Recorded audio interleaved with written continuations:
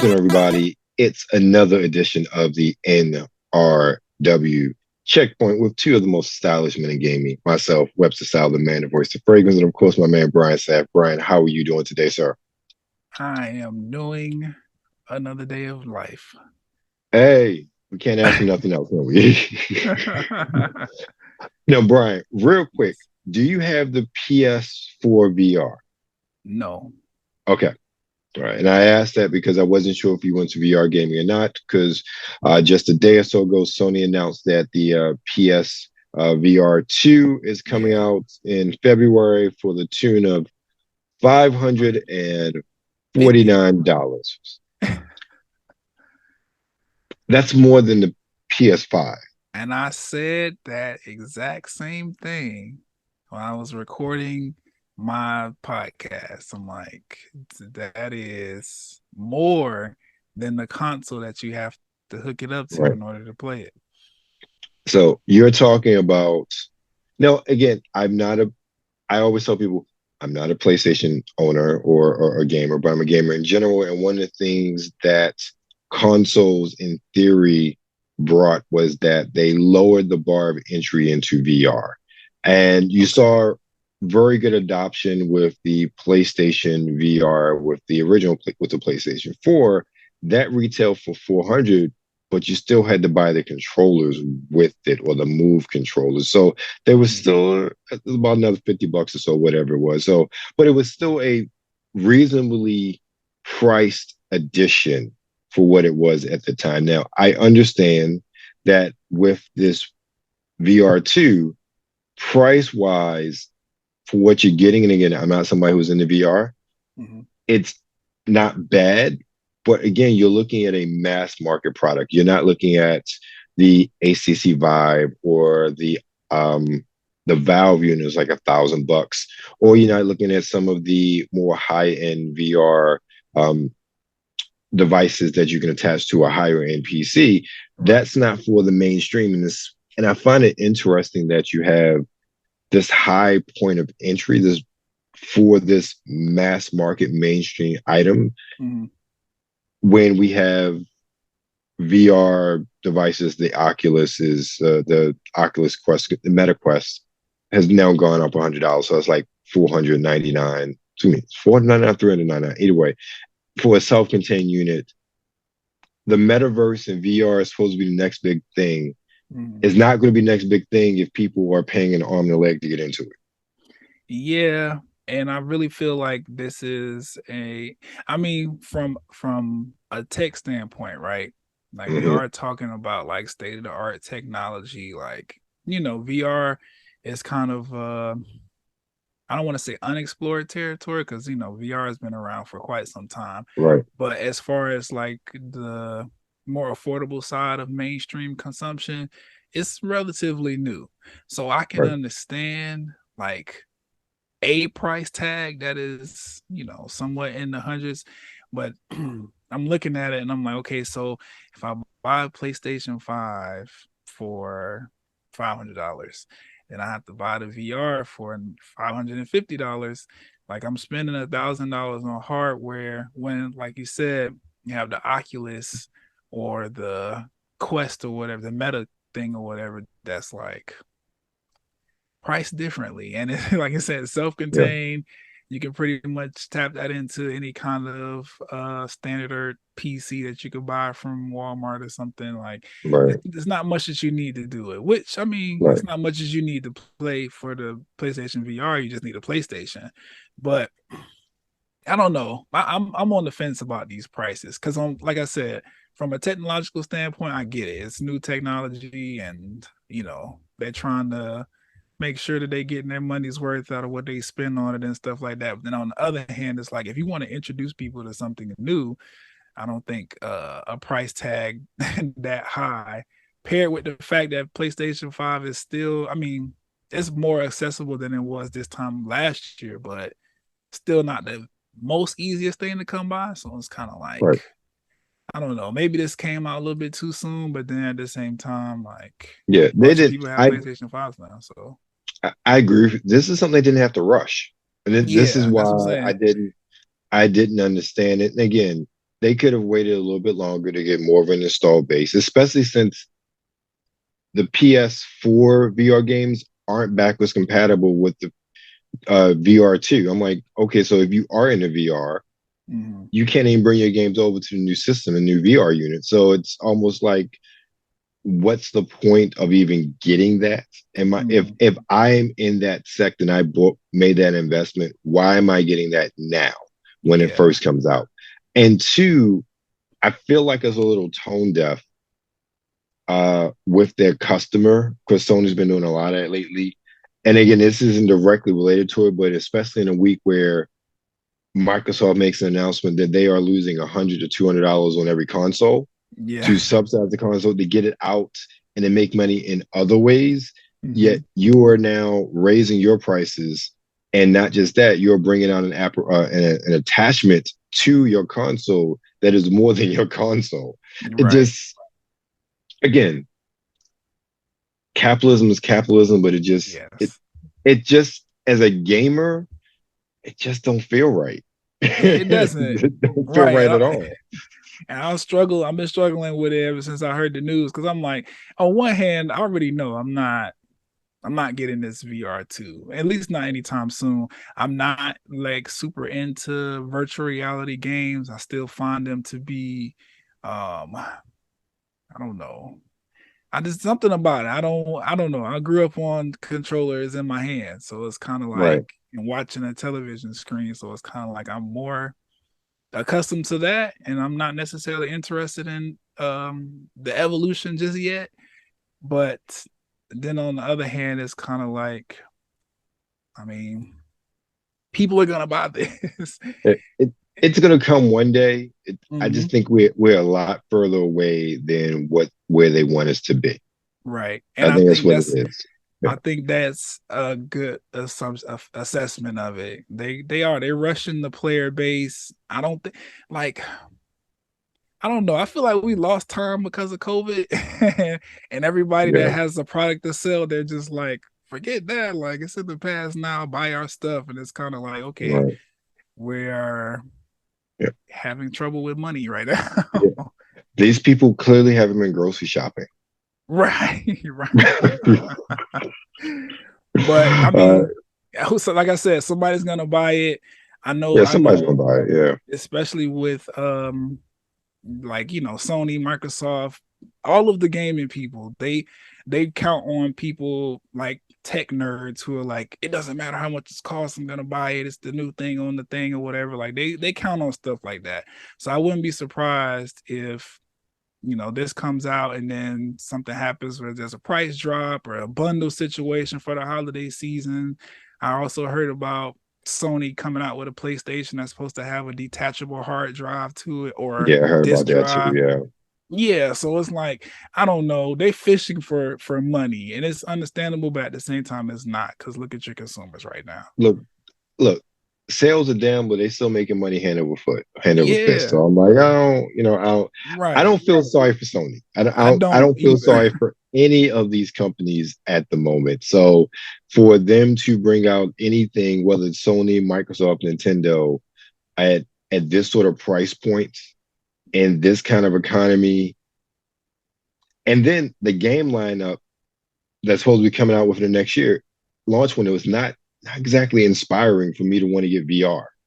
Like Right. the only killer game is that Horizon Zero Dawn VR game. Like other than that, I was looking at the games. I'm like, there's nothing here. One, that I want to buy, and two, that a lot of them are available on other VR platforms Mhm. already or will be available. So I'm like, we'll see in about a year or two. Really, I think probably about 2 years, really. Mhm. But I just don't think we're going to get the sort of adoption that we saw with the PlayStation VR one.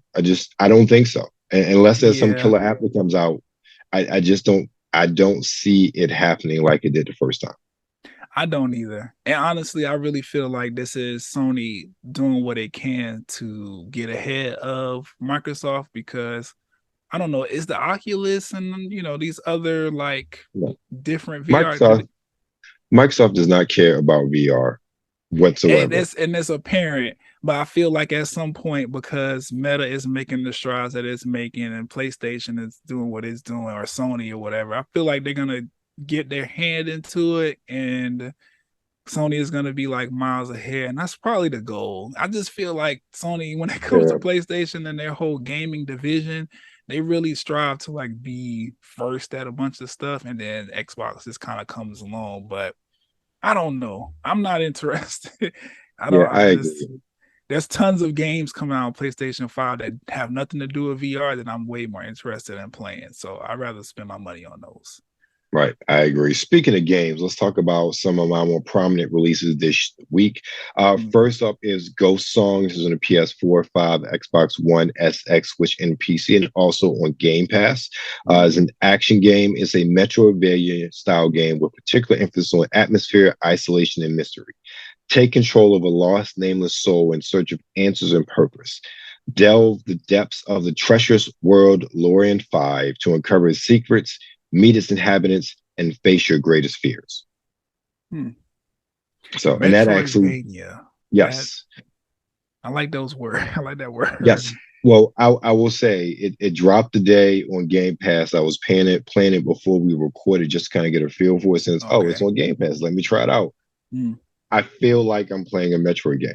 I Okay. feel, especially with, and you'll see when we watch the trailer, like the character has an arm can and everything, and like, oh yeah, I can Oh. see Samus and no roles or anything. Like, I've only played like 10, 15 minutes. I've just get a feel of it, but it's a pretty game. It has pretty good mechanics so far, Mm-hmm. based on how far I played through. So yeah, definitely a Metroidvania sort of. Even the map interface and all that good stuff. It reminds me of a Metroidvania type of game. Okay. All right. I'm interested to see the trailer. All right. Yeah, yeah.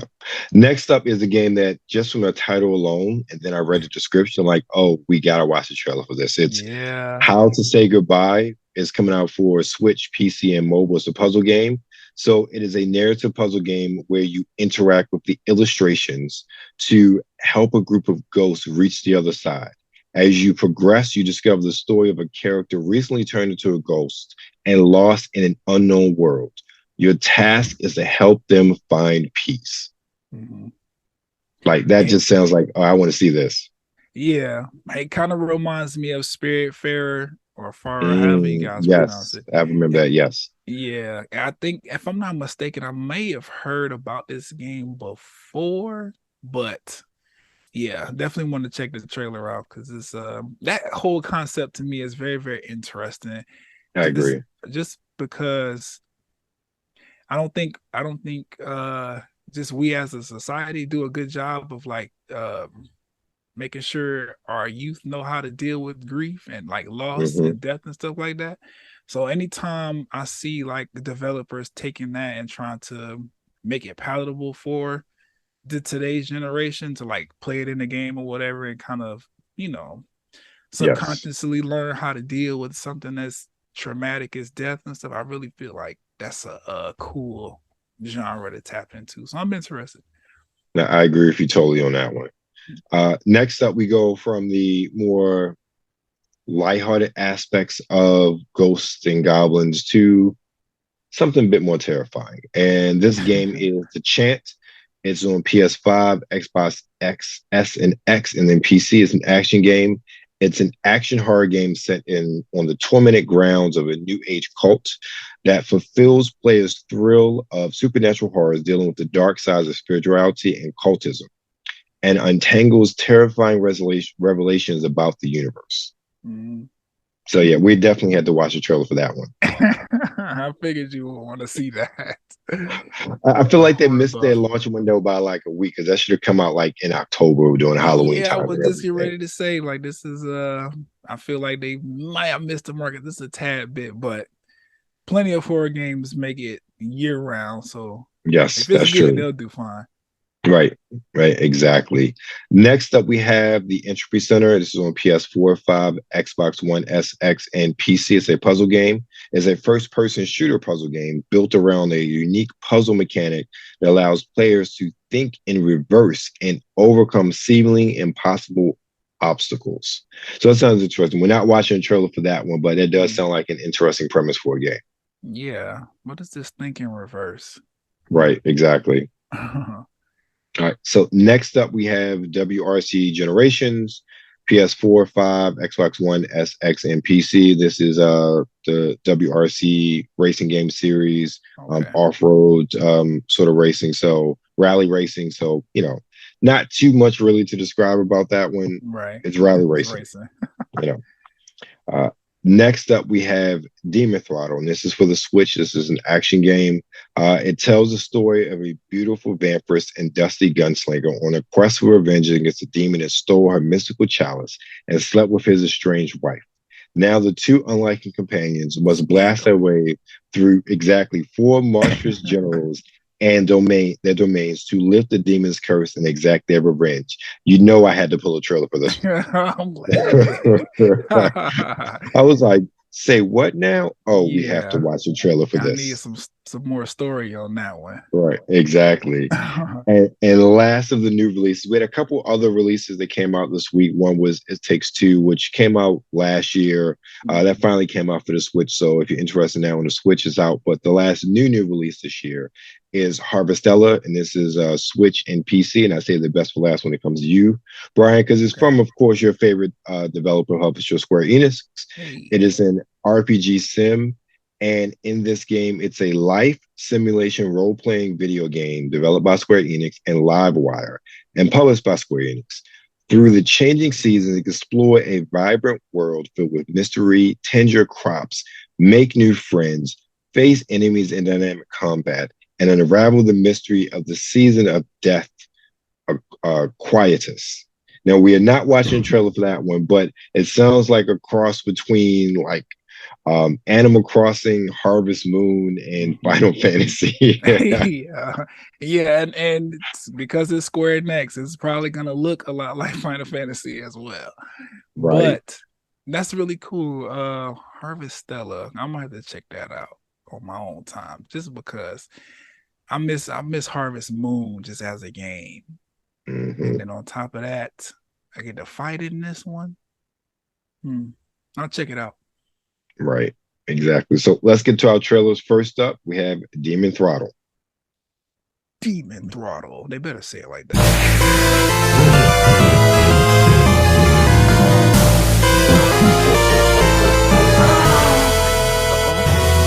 That demon just my wife. Oh, I love the voices. Oh, it's the muscles.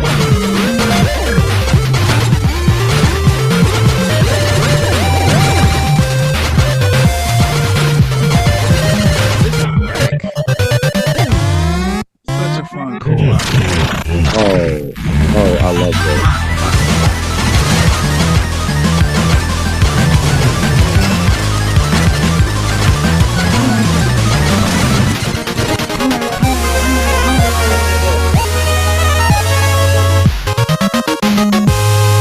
Demon Throttle. I love it. It's straight old school arcade, even with the digitized voices. Yeah. I spent so much time in my youth playing Akari Warriors and Gunsmoke. And what was the other one? Shooter like that. Oh man, I forget. But I played so much of those games growing up. That's perfect. I love that. Yeah, it's definitely looking like Galaga and Doug. It's giving me that kind of Namco vibe from back in the day. Yes, definitely Namco vibe on that one. All right, next up we have the Chant. Peggy 16. Okay.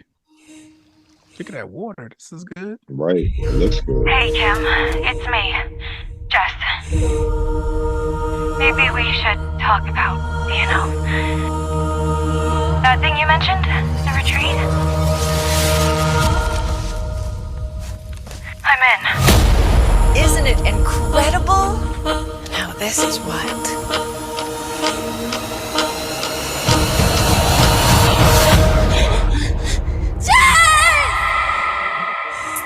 Why did you leave me?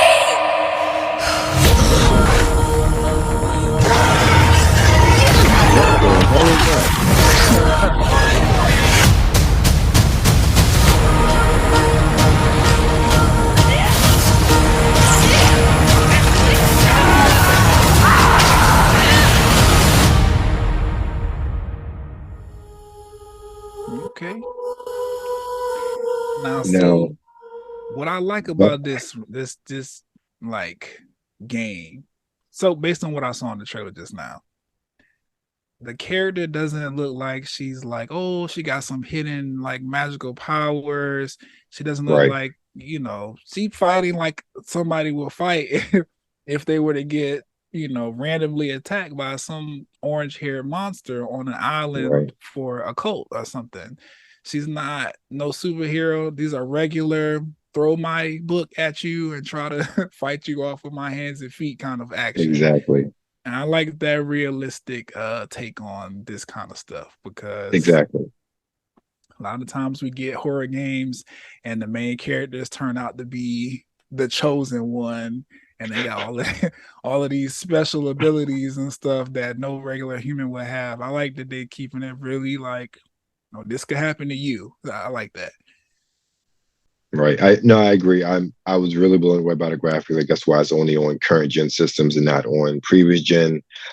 I really am impressed. Even that little clip we saw with the creature designs, they were very Yeah. unique and Right. different.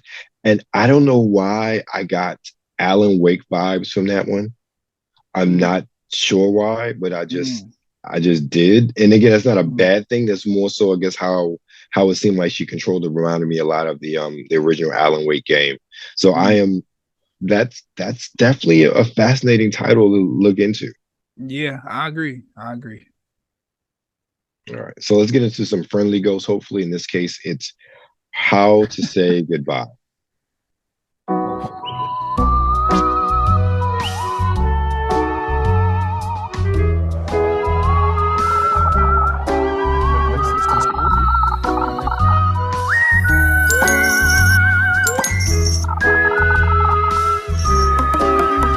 I don't know why. This wasn't quite what I was expecting. It wasn't. It's not. No, it's not what I had in my head. It's not. But I mean, it's not. It That's not. fits. It's not terrible either. Because No, I've no, seen that no. it's also for like mobile platforms. So Yes. that Yeah, it makes is for sense. mobile. Okay. Yeah, it looks interesting. Yeah. Like I said, not what I pictured in my head for this game. Again, that's just kind of my own misconceived notions of what it will look like. But again, it's a puzzle game where you help ghosts move on to find peace and move on. It's more about the puzzles. And one of the things I found, Right. especially in the past couple of years, puzzle games is not about aesthetics, is about how they play in many respects. And some of the Right. best puzzle games I've played in the past year or so have been ones that you are totally unassuming with the way they look, but it's just so in depth and tell a really good story. And I'm assuming this is the one that fits into that latter category. I can see that. I definitely can see that. All right. And last but not least, we have our Metroidvania of the week. Look, at least it's not a roguelike because, we keep seeing those all the time. Right. But it is Ghost Song.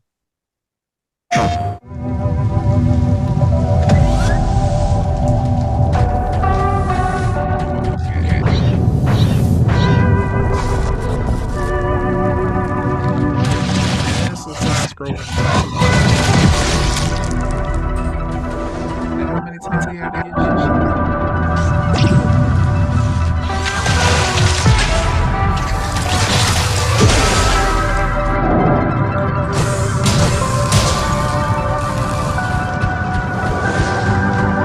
Hey. Hello, statue. Like you said, the game looks really pretty. Oh, you gotta use different weapons. Yeah. The ghost doesn't belong to you. Let me crack your head open. Right, that's good too.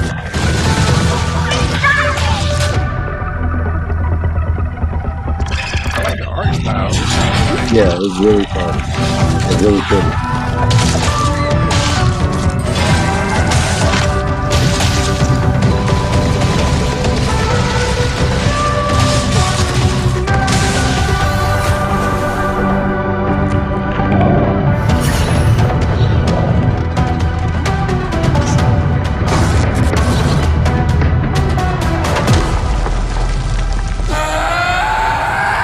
I like the design of this character for some reason. Okay, Yeah, that looks cool. yeah, it is cool. And I think it's only $20 too, so it's not a really expensive game either. Okay, that's Mostly what's it's up. Humble Games. These games published by Humble Games are usually around 20-25 bucks anyway. But it's let me tell you the trailer as far as how and I just let me tell you, right here in front of me, what I was playing was an old plasma TV from 2009, Oh, and it okay. looks beautiful. And this thing is like only runs at max 780, 720p. It Okay. looks really pretty. So I can only imagine what that looks like on, a upgraded modern 4K television. So Right. it looks really pretty. That's what's up. And then that's perfect because it fits the Switch's Yeah. technical standards like pretty well. Yeah. So Yeah, that's great. definitely. Yeah, playing on the Switch. Actually, is that on Switch? Yeah, it's on Switch. Yeah. That'll Mhm. work on the Switch. It's one of those games I think I've there've been so many Metroidvanias in the past few years. I think it's hard to stand out like I talked about the Record of the Lotus War one that came out a few months ago, and I wasn't necessarily impressed with that as far Okay. as gameplay and whatnot, and just how it works as far as mechanics. This one so far, I'm like, I'll definitely go back to play this some more to get some more exploration in this world. It was fun.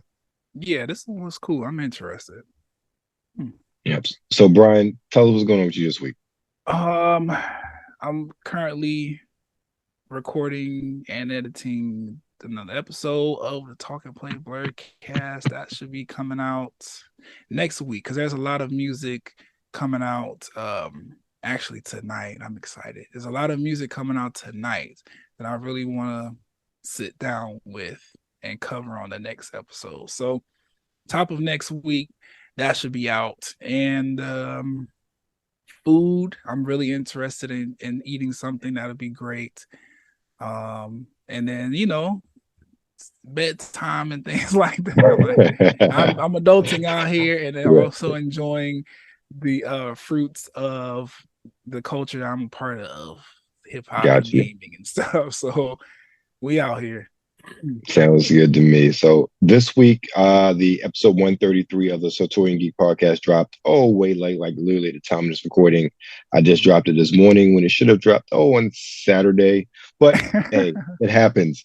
So this episode talking about I'm really bitching about the whole Call of Duty thing and how it was like nuts on the disc and just the state of game and things we talked about. As Yeah. well as I'm talking about the last episode of Lower Decks and how much I really love that and a bunch of other short takes and whatnot. And then I'm working on recording this week's episode, so to this week, where I'm going to be talking about the finale of Jodie Whittaker's run on Doctor Who with the Power of the Doctor that came on last week. I have my mini reviews out there on the interwebs, but I'll give a full review on the podcast this weekend. Okay. So I'm looking forward to really talking about that. Looking forward to listening. Right. Thank you, sir. Thank you. So, of course, you are on or with the Nerds Rule the World. Make sure you follow us on Twitter at the NRW, on Instagram at New Release Wednesday. And, of course, you're currently on YouTube. So make sure you like, share, and subscribe. Why not?